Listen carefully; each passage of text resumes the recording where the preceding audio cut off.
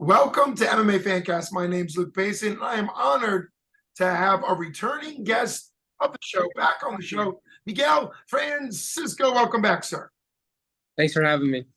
I appreciate you taking time out of your busy day. You are currently at your job at the UFC downtown Pittsburgh, UFC gym downtown Pittsburgh, and you are exactly 2 weeks away from fighting for the 247 Fighting Championship 135-pound bantamweight amateur title fight at Brawl in the Burgh 17, which is at Monroeville Convention Center.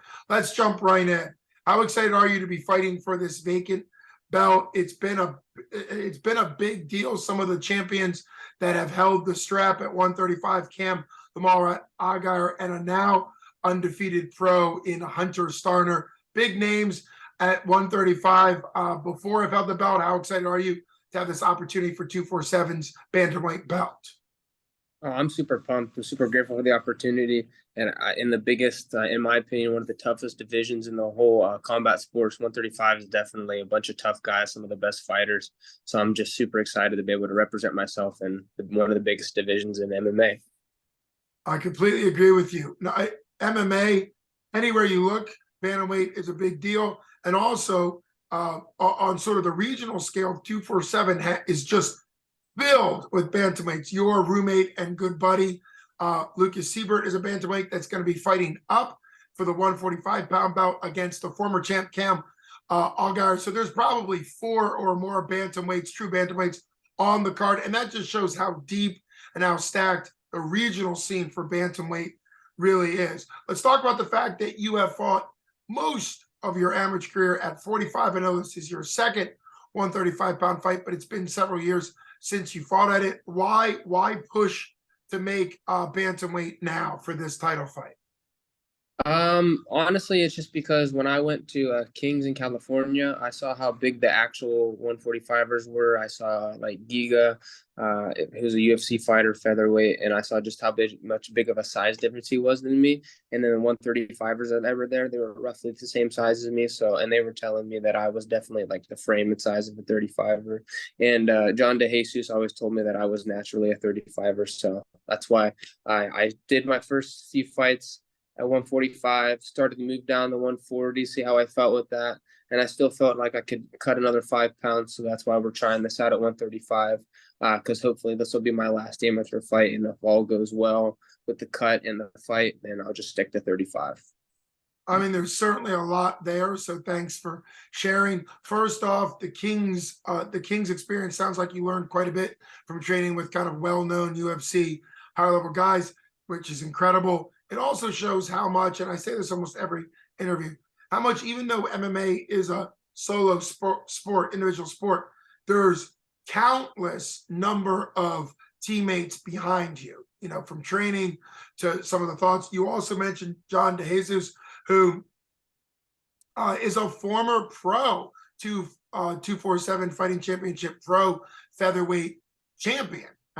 And he beat the now champ, who's a good buddy of mine, Ethan the Wolverine Goss. So again, when you look at it, there's just a lot of depth there. So very cool. Let's talk about the fact that you mentioned that part of your, reducing down to 35 was because you want to test to make sure you're ready to go at the pro level. Let's talk about that. What's it like to get at that point, to know that you're about ready to go pro, ideally after this fight? Oh, it feels great. I've been training with the pro rules, with head kicks, elbows, knees. I've been just starting to slowly adjust to that, to get used to it. Ever since I started training at when I would go to Kings, because they are all mostly pros. So I just learned that pro style there, and it's really nice. I enjoy it. I'm excited to get hopefully making the next step in my career. I've been an amateur for MMA since 2017, and I've been doing amateur fights since 2014. So I think it's time. It's almost been 10 years, so I think it's time to hopefully turn pro this year, end of this year. That certainly makes a lot of sense with the experience you have in MMA. I remember getting your phone number. I believe it was Taylor Cahill who gave me your phone number about a year ago now, maybe more. And everybody that you ever train with, you tend to train at a bunch of different gyms. You get around a lot, not just Kings, but also all the local Pittsburgh gyms. Um, you've been known behind the scene through what people talk about as truly like a super talented guy, and obviously you're starting to put that together. I think when I first interviewed you, you were 2-2 in your amateur MMA career. Now you're 4-2 on a 3-fight win streak. So talk a little bit about your journey, maybe a year and a half ago, before you fought for 247, put together 2 wins to add to a 3-fight win streak.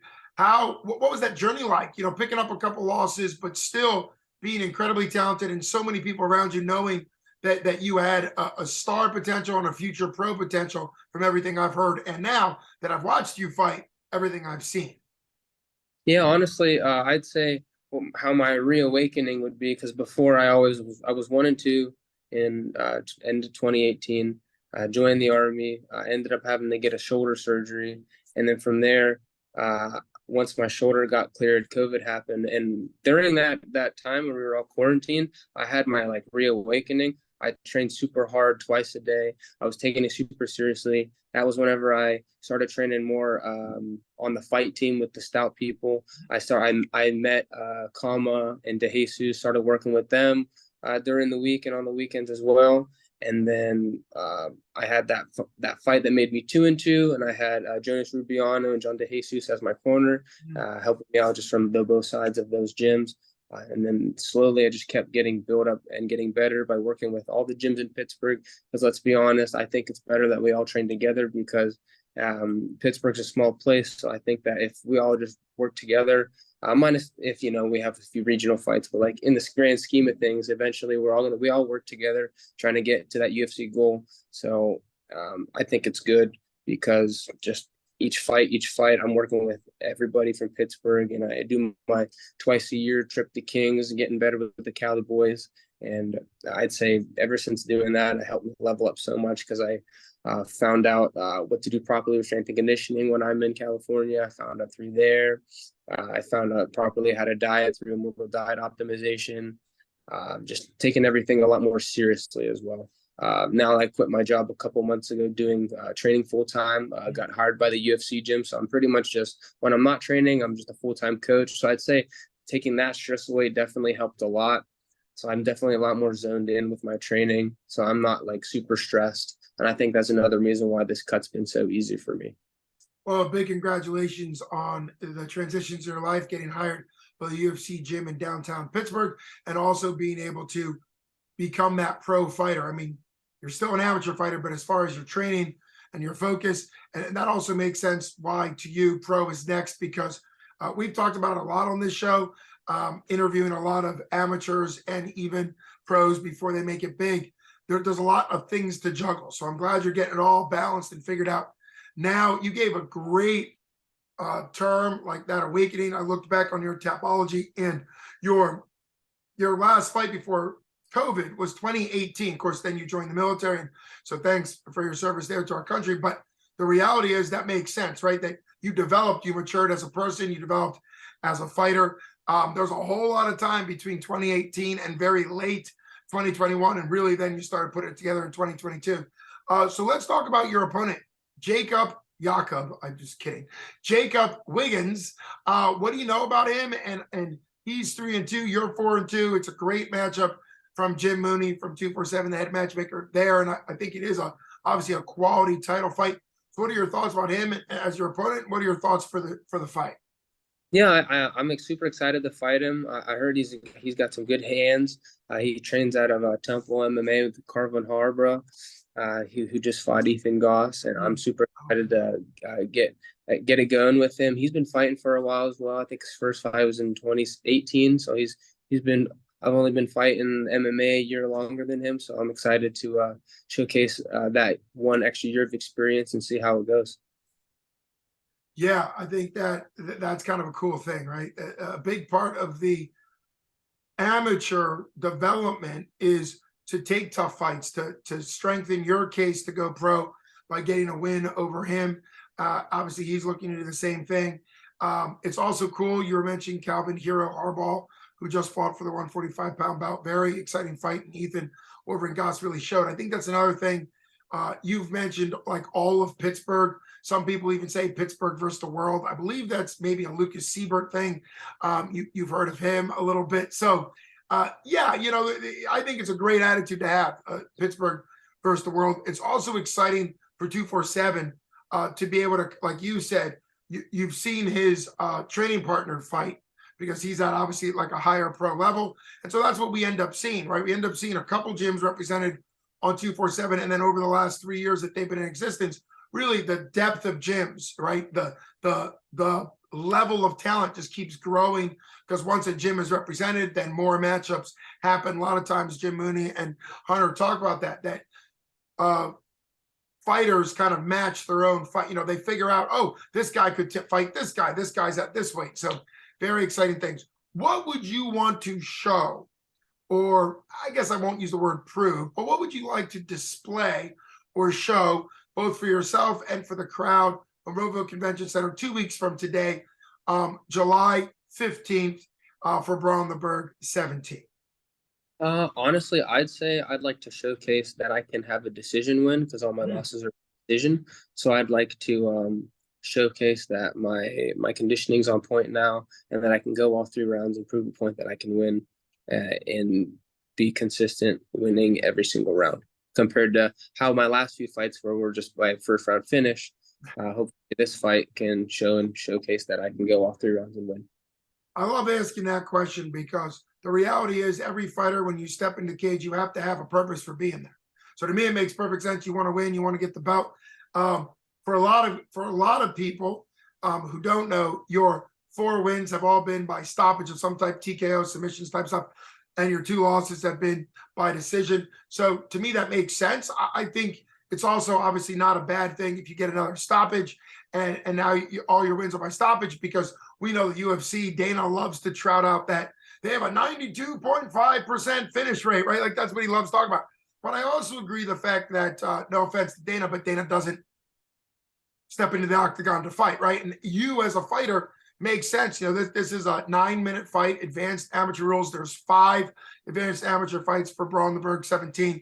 For people that may not know, that's a big deal to get that many advanced amateurs on one card, 5 different fights. That's a huge step up. I think there are a lot of great fights at 0-0 debuters. You had a great fight when you were 0-0, so it's no offense to that, but being able to have a bunch of advanced amateur fights, 3 advanced amateur title fights on the card, I think it's just going to be at that next level. When I'm interviewing you as the winner, because I get the honor to interview whoever wins, and there's a belt involved, so it's always very exciting. I'm going to make sure I refer back to the fact that you were kind of hoping to win a decision win to show that you could go. If it's a decision win, great. You'll be able to tie right into that.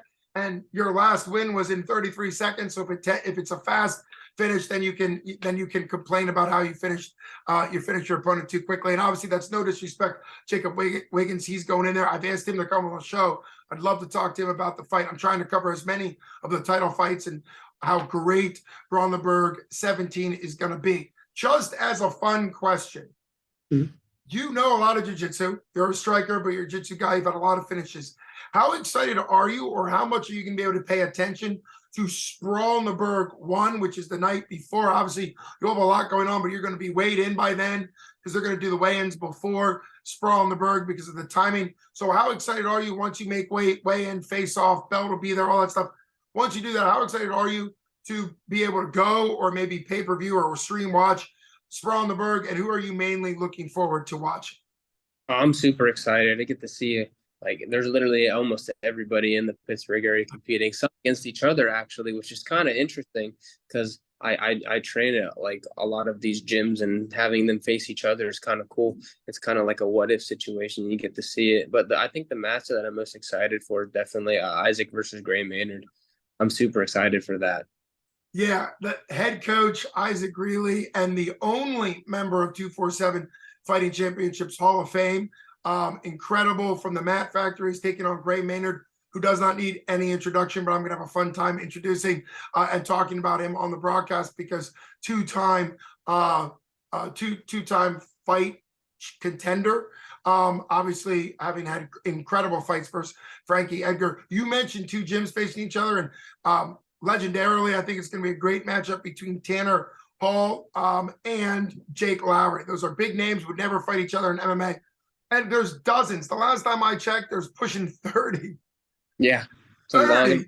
It's gonna be a long night. It's going to be a great night. It's going to be exciting. This is a great opportunity to mention that people need to download or come in person, of course, and buy tickets.